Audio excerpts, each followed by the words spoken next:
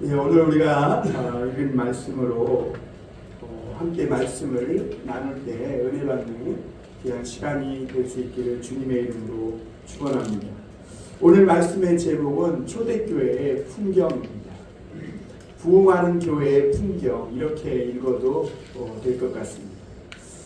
요즘 비가 자주 와서 외출하기가 어렵지만 한 번씩 될 때마다 이 밖으로 나가서 산과 들판을 바라보면 이 비로 인해서 나무나 이 풀들의 초록빛깔이 얼마나 더 초록초록한지 눈이 시원해지고 그 풍경을 보는 것만도 마음이 치유되고 평온해지는 것을 느낄 수가 있습니다. 하물며 우리가 주님이 지으신 이 세계가 참으로 우리 마음에 또 우리 삶에 치료와 위로가 된다, 이런 생각이 들기도 합니다.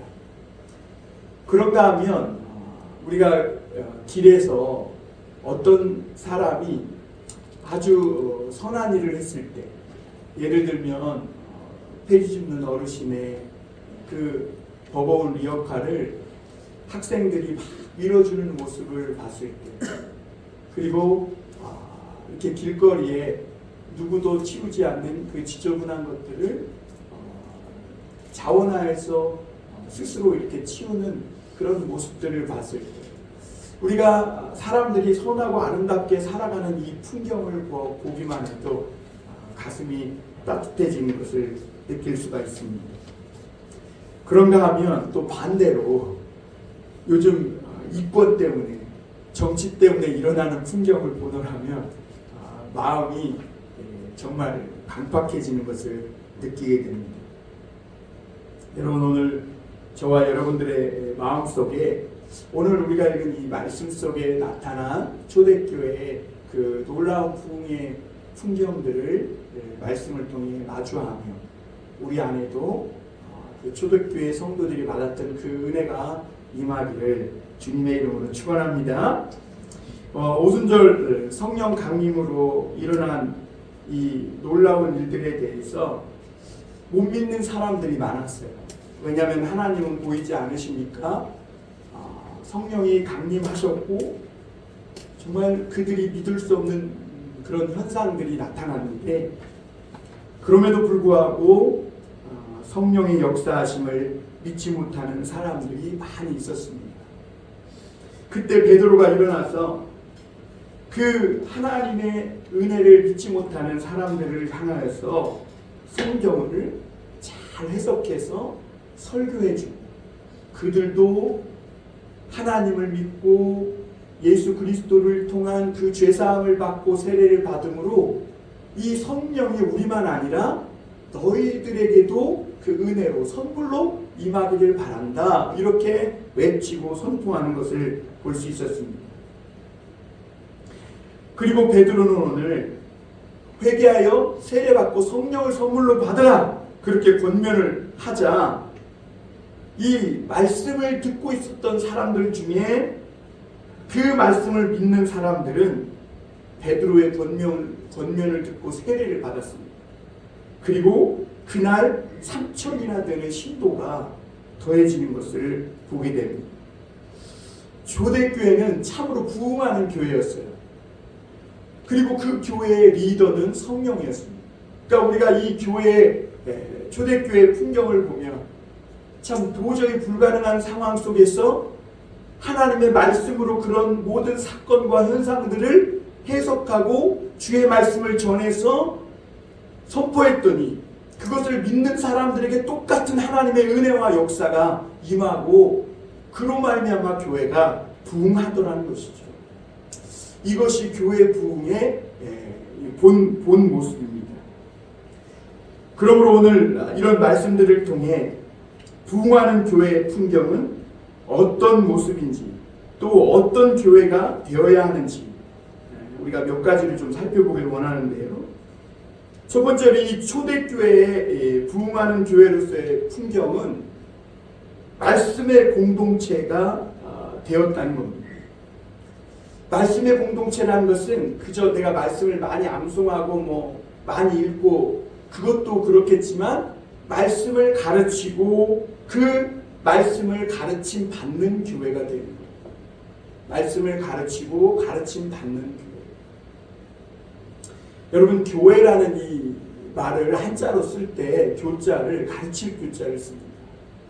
그런데 제가 청년 때인가 언제 어떤 한 목사님께서 오셔가지고 교회라는 이 글자를 한자로 쓸 때 가르칠 교자를 쓰면 안 되고 교통하다 할 때 사귈 교자를 써야 된다, 이렇게 이야기하더라고요. 왜냐하면 교회는 하나님과 교통하고 성도들과 교제하는 곳이다, 이렇게 얘기를 하더라고요. 그래서 나는 그때 그 말씀에 되게 공감했었어요. 그런데 나중에는 바뀌었습니다. 왜냐하면 이 교회라는 것은 사귐과 교제의 공동체이기 전에 말씀을 가르치고 말씀을 받는 공동체가 되어야 됩니다. 그게 뭔지, 말씀을 가르치고 받는 공동체. 왜냐하면 여러분, 하나님은 영이시고 우리는 육신이 입은 존재예요. 하나님이 보이지 않는데 무엇을 가지고 하나님과 교통합니까? 저 계룡산에 가서 뭐 60일 기도하고 이런 사람들도 하나님과 교통했다고 얘기할 수 있겠습니까? 그리고 하나님과 함께하지 않는 성도들과의 교제는 자기 자랑이나 또 자식 자랑 또는 돈 자랑, 명예 자랑, 세상과 다를 바 없는 교제로 흘러가기가 쉬워요. 그래서 그런 교제 이전에, 교제 공동체가 되기 이전에 말씀을 가르치고 말씀을 배우고 받아들이는 공동체가 되어야 돼요. 왜냐하면 보이지 않는 영이신 하나님과 교제하는 유일한 길은 말씀이기 때문에. 그래서 말씀을 배우고 가르침 받아요. 오늘날 사람들은요, 가르침 받는 걸 싫어해요. 왜냐하면 네이버만 딱 입력만 누르면 다 뜨거든. 나도 한다. 근데 제가 의사들과 이렇게 좀 이야기를 나눠보면요, 의사나 간호사나 제일 병 고쳐주기 싫은 사람이 누구냐면 어디서 유튜브나 네이버 보고 와가지고 병에 대해서 아는 척하는 사람. 그런 사람은 아예 고쳐주기도 싫고 이 환자로 받기도 싫다. 그리고 의사가 고쳐주는 대로 안 하려고 한대. 아니 병원에 병 고치러 와놓고는 자기 썰을 풀고 가는 거예요. 의사 얘기는 듣지 않고. 그러니까 병이 안 고쳐지더라고요. 나중에 병이 깊어지는 거지. 교회도 마찬가지입니다. 요즘 교회에는요, 학력 수준이 다 높고 성경을 모르는 분들이 없어요. 우리나라에 거의. 그리고 네이버라든지 뭐 등등 SNS에 보면 뭐 여기 강단에서 말씀 전하는 저보다도 훌륭하고 정말 말씀을 기가 막히게 잘 전하는 목사님들이 얼마나 많은지 몰라요. 그러니까 성도들이 그런 걸 보고 와가지고는 자기 교회에서 뭐 진밥이든 뜨뜻한 밥이든 뭐 찬밥이든 열심히 준비해갖고 선포하는 담임 목사의 말씀을 들으려고 하죠. 가르침 받아. 그러니까 다 각기 자기 옳은 소견대로 행하는 거예요. 그런데 여러분, 오늘 말씀을 보세요. 성령이 강림하시자 이상한 현상이 일어났잖아요. 그러니까 어떤 사람은 백주대낮부터 술 취했다고 조롱했어요. 그러니까 거기에 있는 모인 사람들이 다 막 이상해지기 일보 직전인 것이죠. 근데 그때 누가 일어나요? 베드로가 일어났잖아요. 그래서 요엘서와 지난번에 말씀드린 대로 다윗의 시편을 가져와 가지고 성령께서 하신 놀라운 일에 대해서 정확히 해석해서 설교해 주었어요. 그런데 오늘 그 말씀을 받은 사람들이 있었죠. 여러분, 베드로가 누굽니까? 어부고 갈릴리 출신이잖아요. 갈릴리 출신이라 하면 아주 무식하고 못 배우고 난폭한 사람이라는 아이콘의 대명사예요. 그러니까 저 사람 갈릴리 사람이야 그러면 아주 무시하고 폄훼하는 말이라는 거예요. 근데 그 갈릴리 어부 출신인 베드로가 일어나서 말씀을 전했는데 그 세계 각지에서 온 똑똑하고 또 한지식 하는 사람들이 그 베드로의 설교를 주목하여 듣고 마음으로 받아들여 하나님 앞에 회개했더니 그들에게도 오순절날 그 마라의 다락방에 모였던 120문도에게 임했던 그 성령 하나님께서 그들에게도 똑같이 임하더라고요. 이게 하나님의 놀라운 역사입니다. 그 여러분, 우리가 말씀을 통해 하나님과 교제하고 그리고 그것을 통해 다른 성도들과 교제해야 그래야 온전한 공동체가 되는 것이죠. 여러분, 예수님이 이 땅에서 하신 일들도 뭐 다양하고 수많은 일을 행하셔서 요한복음에 보면 예수님이 하신 일을 다 기록할 수조차 없다 그랬는데, 그 예수님이 하신 일을 세 가지로 요약하면 우리가 잘 아는 바와 같이 가르치시고 그리고 병을 고쳐주시고 천국을 전파하는 사역을 하신 거예요. 그래서 저는 이것을 믿음, 소망, 사랑이라고 생각했어요. 왜냐하면 우리 삶을 망치는 잘못된 믿음을 예수님은 말씀을 통해서 바로잡아 주십니다. 여러분, 한 사람이 잘못되는 데는요, 그 사람의 잘못된 믿음 때문이에요. 그 사람 마음속에는 잘못된 걸 믿는 거예요. 아, 저렇게 하면 나도 성공하겠다.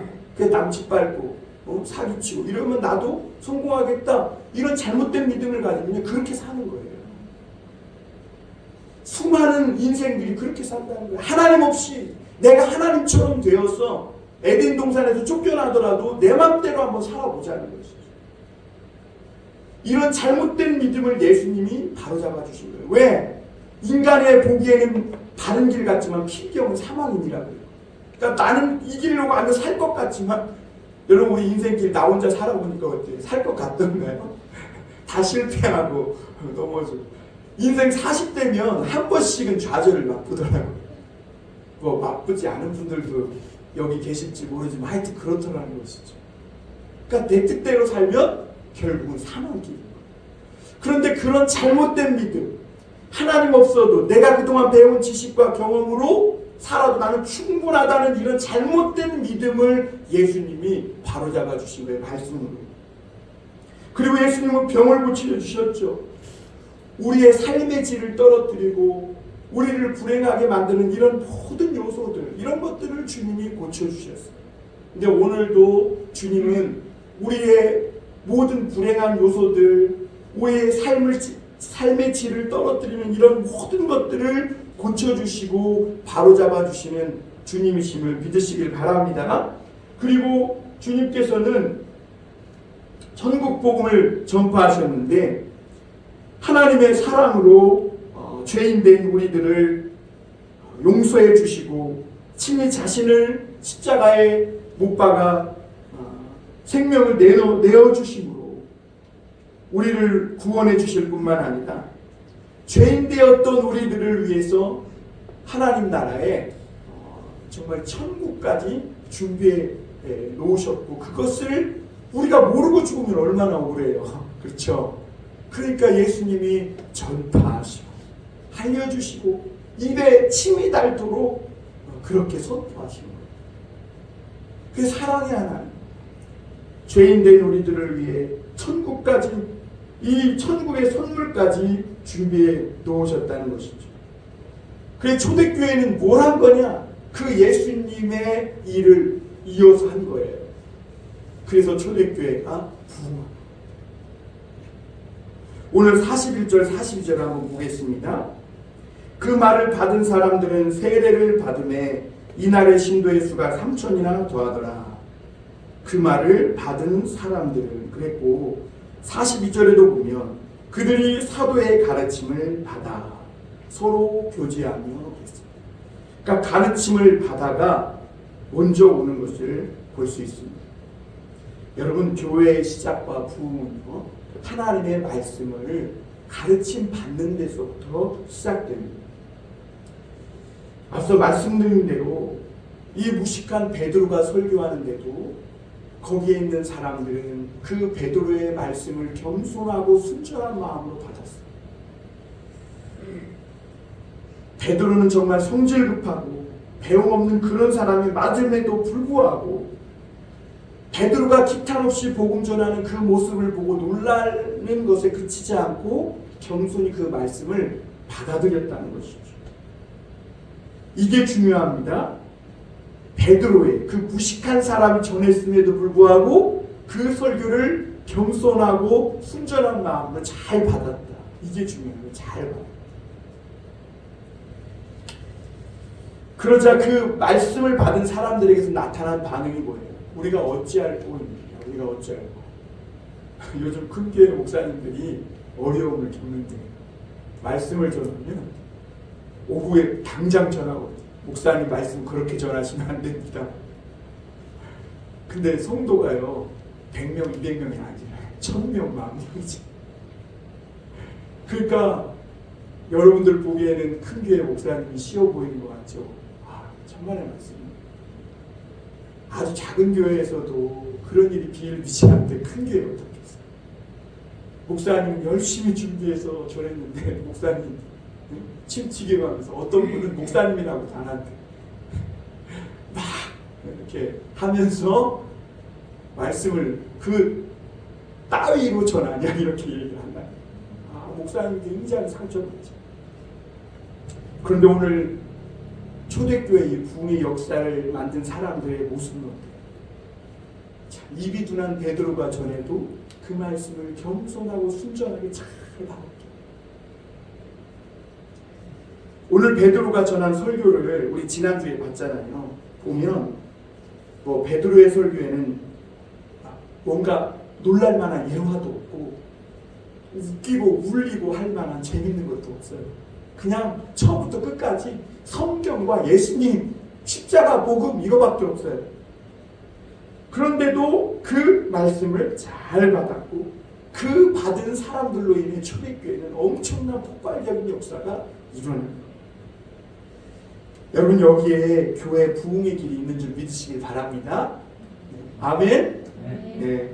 예수님은 베드로는 예수님의 십자가의 복음을 전했고 거기 있던 사람들은 길밭, 돌짝밭, 자갈밭, 잡초밭 이런 밭 같은 그 심령들이 성령으로 갈아엎어져서 그 말씀을 받고 아멘하는 여기에 부흥이 있었어요. 그리고 그때 성령의 열매가 계속해서 맺어졌던 것을 볼 수가 있습니다. 여러분 사도행전이나 데살로니가 전서 곳곳에서 하나님의 말씀을 받은 사람들에 대한 이야기가 나오는데요. 사도행전 17장 11절에서 13절에 보면 베레아 교인들이 그런 교인이었어요. 제가 읽어드릴게요. 베레아에 있는 사람들은 데살로니가에 있는 사람들보다 더 너그러워서 간절한 마음으로 말씀을 받고 이것이 그러한가 하여 날마다 성경을 상고함으로 그 중에 믿는 사람이 많고 그랬어요. 그리고 데살로니가전서 2장 13절에 보면 이러므로 우리가 하나님께 끊임없이 감사함은 너희가 우리에게 들은 바 하나님의 말씀을 받을 때에 사람의 말로 받지 아니하고 하나님의 말씀으로 받음이니 진실로 그러하도다. 이 말씀이 또한 너희 믿는 자 가운데에서 역사하느니라. 그러니까 받은 말씀이 우리 믿음과 합해서 역사가 일어나더라는 거죠. 그리고 데살로니가전서 1장 4절 5절에도 보면 하나님의 사랑하심을 받은 형제들아 너희 택하심을 아노라. 이는 우리 복음이 너희에게 말로만 입은 것이 아니라 또한 능력과 성령과 큰 확신으로 된 것임이라. 또 너희는 많은 환난 가운데에서 성령의 기쁨으로 말씀을 받아. 그러니까 데살로니가 교회가 굉장한 많은 환난이 있었어요. 그런데도 사도 바울이 복음을 전하면 그 말씀을 성령의 확신 가운데 받았다. 여러분 우리는 환난만 있으면 어때?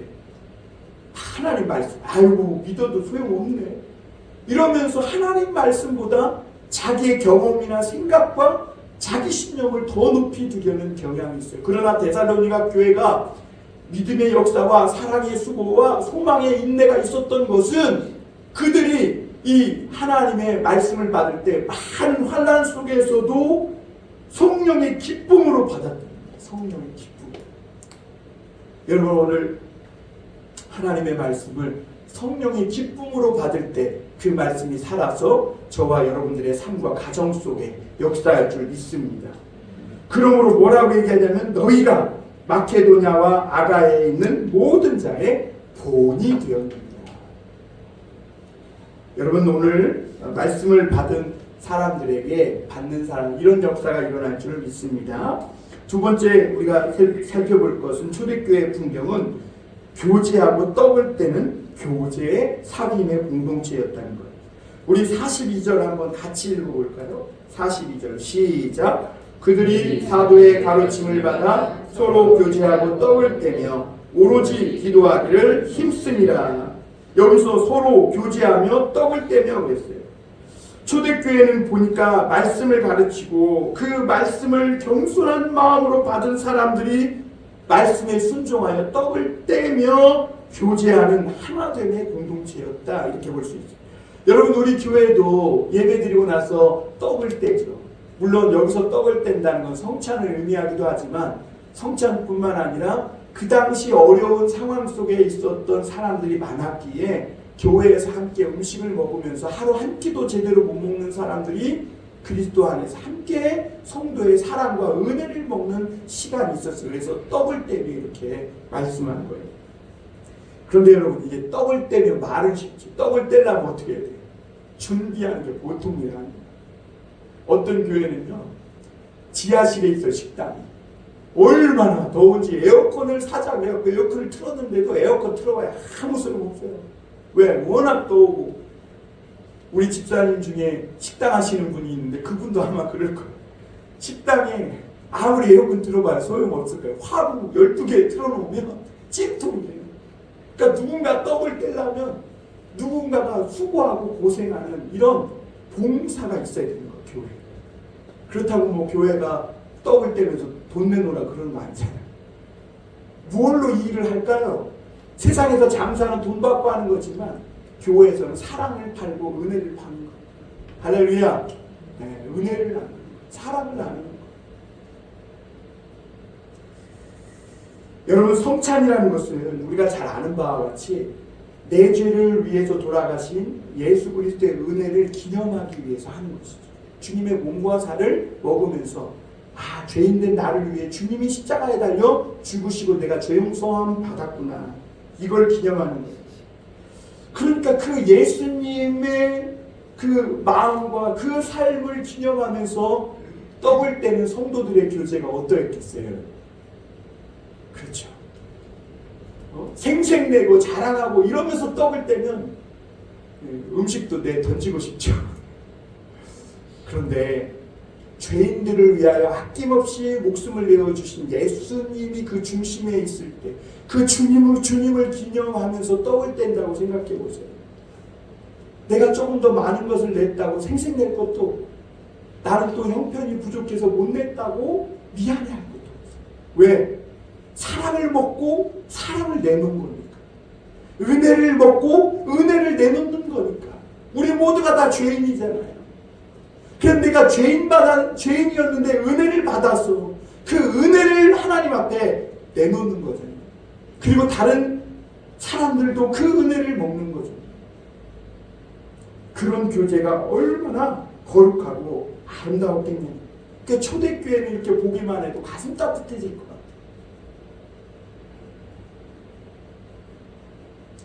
당시 초대교회의 구성원 특히 굉장히 이질적인 하나 될 수 없는 사람들이었어요. 유대인과 이방인 신념이 얼마나 달라요. 저 북한 사람과 한국 사람이 왜 70여 년 동안 이러고 있는 거예요? 이념이 다른 거예요. 믿는 바가 틀린 거예요. 초대교회가 그랬다니까. 이방인과 유대인이 어떻게 하나 될 수 있어요? 유대인은 이방인을 개로 취급하고 이방인은 유대인들을 자기만 아는 독선적인 이기적인 인간으로 아는데 어떻게 하나 될 수 있겠어요? 또 남자와 여자, 게다가 상전과 종, 이런 사람들이 한 교회에 함께 앉아 있었어요. 생각하는 것이나 사회적 지위나 도저히 하나 될 수 없는 사람들이 하나 되어서 초대교회에 앉아 예배드리고 떡을 뗐다는 거죠. 같이 밥상을 먹으면서. 어떻게 가능할까요? 그들이 사도의 가르침받은 그 예수 그리스도의 말씀에 순종했기에 가능했던 거예요. 그 말씀에 순종하지 않으면 절대로 그럴 수가 없죠. 여러분 이러한 초대교회의 풍경은 하나님이 그 오랫동안 마음속에 품고 회복하고자 했던 인간의 모습이었고 이 땅에 세우고자 했던 하나님 나라의 공동체의 아름다운 모습이었습니다. 교회는 모든 사람이 예수님을 믿음으로 죄 용서받은 죄인들의 모임이요 은혜 받은 자들의 모임이라는 것을 여러분 기억하시길 바랍니다. 그래서 교회에서는 권리를 행사할 사람이 없어요. 아유, 나 이런 권리 있어? 그 사람은 예수 그리스도의 은혜로 죄 용서함 받은 그런 구원의 은혜를 경험하지 못하죠. 교회는 다 죄 용서 받은 죄인과 은혜 받은 사람들의 모임이라는 거예요.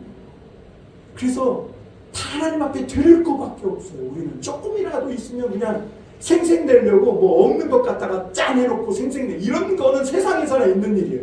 교회에서는 내가 먹던 거 우리 교회 생각나서 조금 내놔서 막 성도들 함께 내려먹고 고추를 땄는데 성도들이 생각나는 거예요. 밥 한 끼도 못 먹는 성도들 생각나서 하나님 앞에 내놓고 별거 아닌데 왜요? 주님이 나를 위해 먼저 내어주신 그 은혜가 있기 때문에. 그래서 예수님은요 하나님 나라를 천국과 지옥 갈 사람들을 이야기하면서 양과 염소로 이렇게 갈린다 그러면서 양은 어떤 사람들이냐? 자기가 이런 선한 일을 해놓고도 내가 언제 했냐 기억도 안 나는 사람이. 왜? 은혜 받았으니까. 그리고 자기가 은혜 받아서 한 일이니까. 그런데 염소는 어떤 사람이냐? 자기가 한 것을 다 기억해요. 그래서 자기가 뭣도 내놓고 주님, 우리가 주님한테 헐벗을 때 옷 입혀주지 않았냐고. 우리 주님 굶주릴 때 밥 사드리지 않았냐고. 이런 걸 다 기억하는 거예요. 그 사람들이 염소고 지옥 갈 사람. 그러니까 교회는 뭔가 없는 것 같다가 새 것 해놓고 생생 이런 게 아니라 내가 있는 거. 없으면 할 수 없고 있으면 있는 것 가지고 서로 나누고 하는 거예요. 그래서 그 은혜와 사랑이 나누어지고 또 그 은혜와 사랑을 받고 하는 곳이 교회인 줄 믿으시길 바랍니다. 옛날 주인이 머슴을 주님의 종으로 섬긴 그런 성도들의 모습이 있어서 제가 한번 예화를 발췌했는데요. 바로 조덕삼 장로와 이자익 목사 이야기입니다. 조덕삼 장로와 이자익 목사예요. 여러분 일제 탄압이 극심했던 때에 조선 백성들이 굉장히 굶주리고 헐벗었지만 희망의 끈을 놓지 않았다. 왜 그러냐면 조선 백성들에게는 선교사님들이 전해준 복음의 그 희망이 있었다는 것이죠. 당시 조선에는 양반과 쌍놈이라는 신분차, 봉건적인 유교 문화가 굉장히 극심했는데 그것을 뛰어넘어 헌신과 섬김의 삶을 보여준 이들이 있었는데 그게 누구냐? 교회 다니는 성도들이었어요. 그 중에 김제 금산교회의 조덕삼 장로와 이자익 목사님 이야기가 있어요. 당시 조장로님은 용화마을의 유지였대요. 그리고 이 목사님은 당시 그 이자익은 그 집 마부로 일하던 머슴이었다는 거예요. 그런데 이 둘이 나중에는 이 유교적 신분차를 극복하고 교회를 세웠는데 그 교회가 아직도 있습니다. 김제 금산교회라고 기업자 교회죠. 그 조덕삼 장로는 용화마을에 자주 드나드는 선교사들이 있어서 서양 사람이니까 물었대요. 아니 당신은 당신의 나라가 그렇게 살기 좋다면서 왜 이렇게 못 살고 가난한 나라 와서 고생하냐고 그랬대요. 그랬더니 그 테이트 선교사님이라는 분이 하나님의 특별한 사랑 때문입니다. 이렇게 얘기했다는 거죠. 그래서 이 조덕삼 장로는 그 선교사님의 말씀을 듣고 굉장히 그 용기에 감동을 받았고 그래서 그때부터 자기도 헌신과 섬김의 삶을 살기로 작정하고 자기 집 사랑채를 내놔서 거기에서 함께 예배드리기 시작했다. 이자익은 17세 때 이 조덕삼 장로의 집에 머슴으로 들어왔는데 조덕삼은 그 영특함을 알아보고 비록 머슴으로 들어왔지만 같이 신앙생활도 하게 하고 그리고 자기 아들과 공부도 시켰다는 거예요. 세월이 흘러서 금산교회에 이제 장로 선출이 있게 된 거예요. 그 장로 선출을 하는데 후보가 누구냐? 조덕삼과 이자익이에요. 하나는 양반, 하나는 쌍놈, 하나는 주인, 하나는 종인 거죠. 그러니까 이 양반이 쌍놈과 이 함께 선거로 경쟁을 한다. 이거는 당시 신분차로는 상상할 수 없는 일이었대요. 그런데 결과는 더 놀라웠대요. 투표 결과 이자익이 조독삼을 누르고 장로 선출에 당선이 된 거예요. 교인들이 어땠을까요? 술렁거렸죠. 그 당시의 사고로는 도저히 이해할 수 없는 상황입니다. 아마 잠언서에 세상에 눈 뜨고 볼 수 없는 것 중에 종이 임금이 된 거 이런 이야기가 있거든요. 말씀이. 아마 그런 말씀을 떠올렸을지도 모르겠어요. 그러자 이 조독삼 씨는 나와가지고 그때는 장로 되기 이전이니까 이렇게 얘기했대요. 우리 금산교회 성도님들은 참으로 훌륭한 일을 해내셨습니다. 우리 집에서 일하는 이자익 영수는, 여기서 영수는요 오늘날 집사 같은 그런 직책이에요. 저보다 신앙의 열의가 대단합니다. 그를 뽑아주셔서 감사합니다. 그리고 나서 이자익은 이제 선교사님이 없을 때마다 선교사를 대신해서 강단에 올라서 설교했고, 주인인 양반인 이 조독삼 씨는 이 교회 그때는 이 의자가 없잖아요. 바닥에 앉아서 그 이자익이 전하는 말씀을 이렇게 들었다는 것이죠. 조독삼은 자기 머슴을 장로로 섬겼을 뿐만 아니라 평양에서 신학 공부를 계속할 수 있도록 지원도 아끼지 않았다. 참 대단하시죠. 우리나라에 이런 분들이 있었다는 게 저는 읽으면서도 가슴 뭉클해지더라고요. 한국 기독교 역사에. 그리고 이후 조독삼 장로의 2대, 3대 아들 이들도 금산교회의 장로가 됐는데요. 100년이 넘도록 그 신앙을 이어오고 있고, 특히 3대째 아들 장로는 국회의원 4선을 지낸 조세호 장로입니다. 이자익은 집에서는 교회에서는 막 열심히 하나님의 말씀을 전하는 설교자로 섬겼는가 하면 집에서는 조독삼 그 머슴으로 열심히 일하며 주인을 섬겼다. 참 아름답죠. 교회에 와서는 장로로 섬기면서 집에서는 머슴으로 열심히 일해서 주인을 섬기고, 조독삼은 교회에 와서는 마룻바닥에 앉아 종이 전하는 말씀을 듣고 아멘 아멘 하고, 집에서는 또 이 이자에게 공부할 수 있도록 평양신학교까지 보내서 지원을 아끼지 않습니다.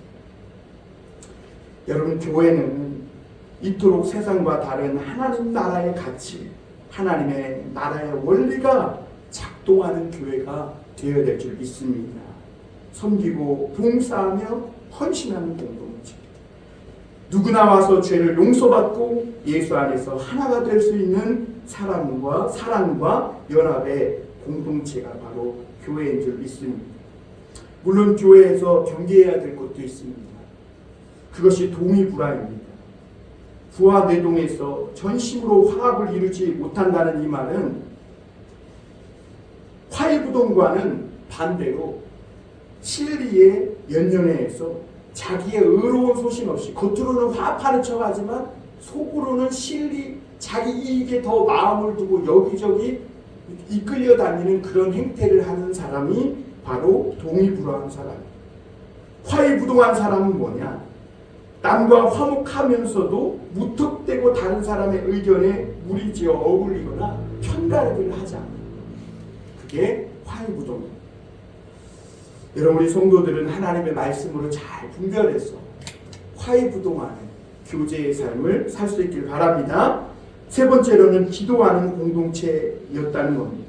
교회는 오래전부터 하나님의 품속에 있는 그런 계획이었는데, 하나님은 이 땅에 교회를 설립하시기 이전에 먼저 성도들에게 기도하게 하셨음을 보게 됩니다. 그리고 교회를 준비하게 하신 것이죠. 기도를 통해 교회를 준비하게 하신 거죠. 오늘 42절 마지막 부분에 보면 오로지 기도하기를 힘쓰니라 하겠어요. 여러분, 교회의 본질은 기도하는 곳입니다.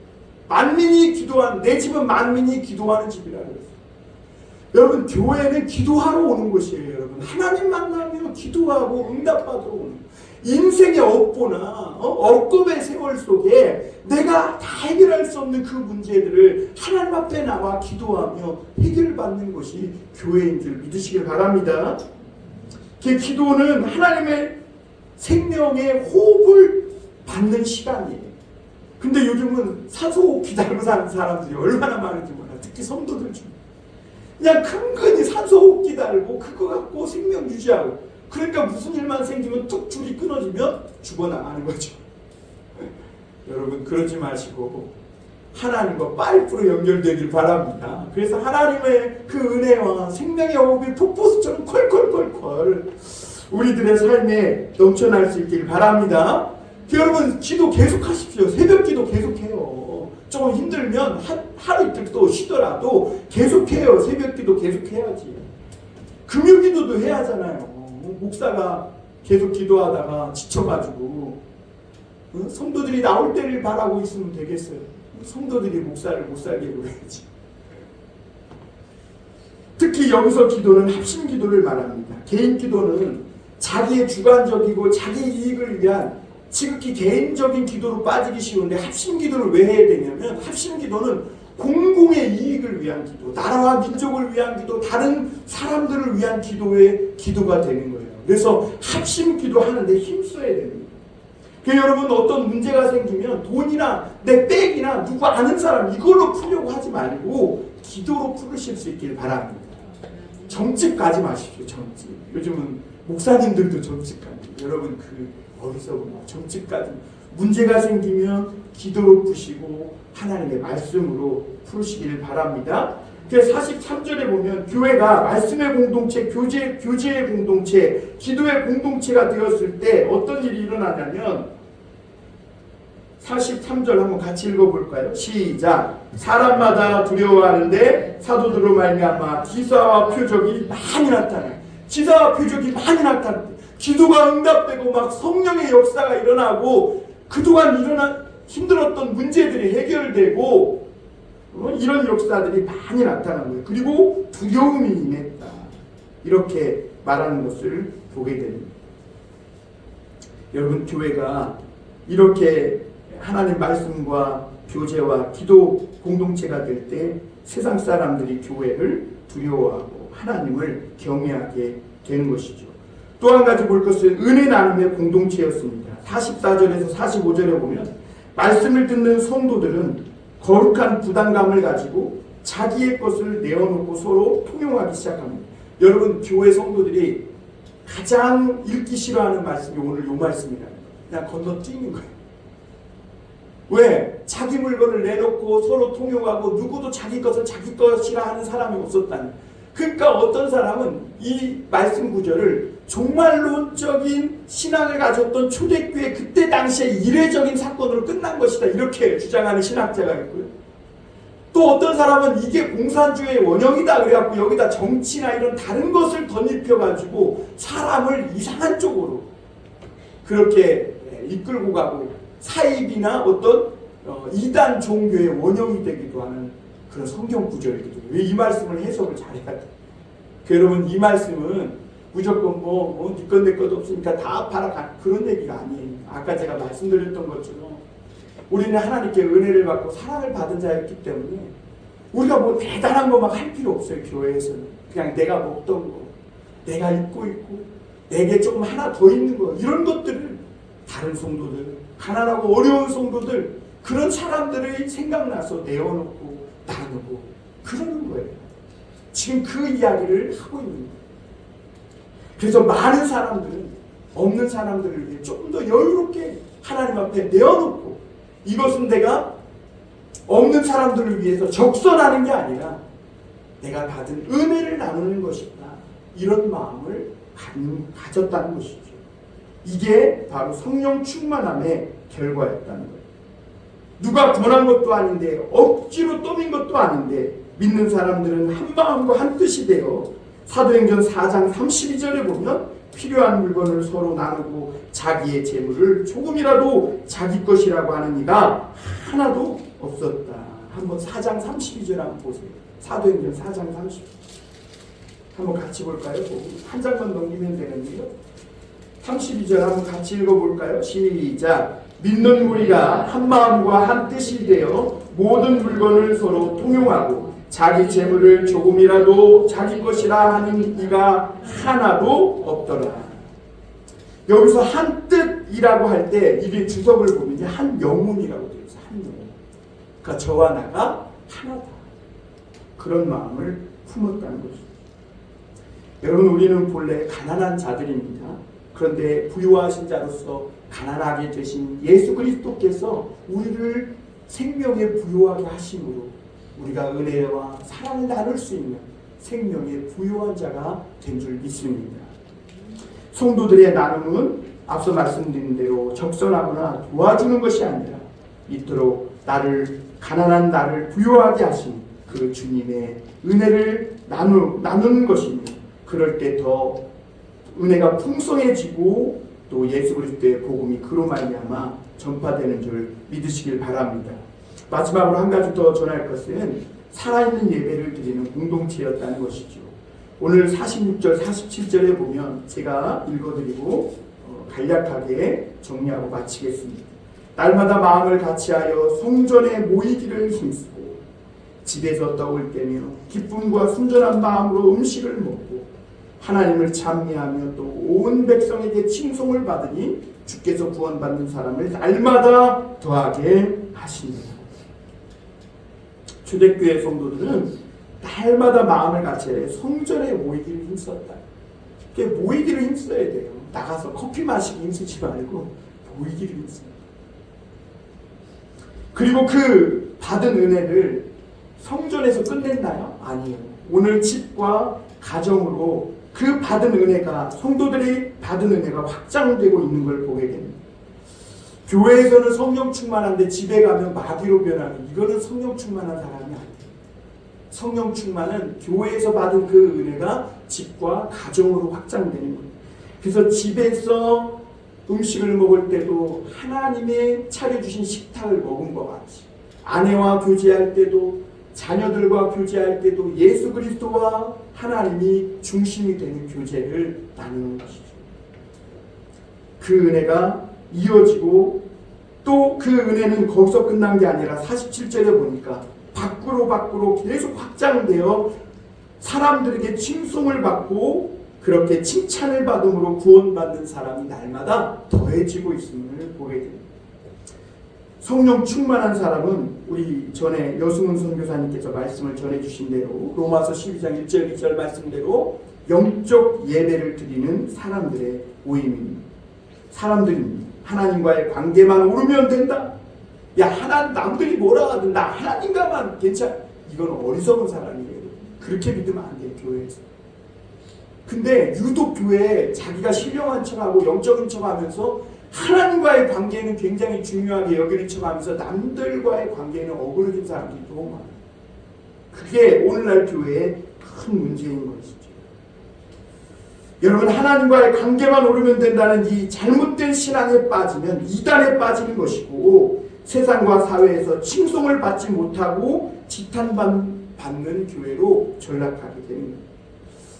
여러분, 오늘 교회가 부흥하는 데는 이렇게 성도들이 성령 충만하여 말씀과 기도와 교제와 예배와 나눔과 이런 공동체가 됐더니 사람들에게 칭송을 받고 그 결과 날마다 구원받는 사람이 더했다는 것이죠.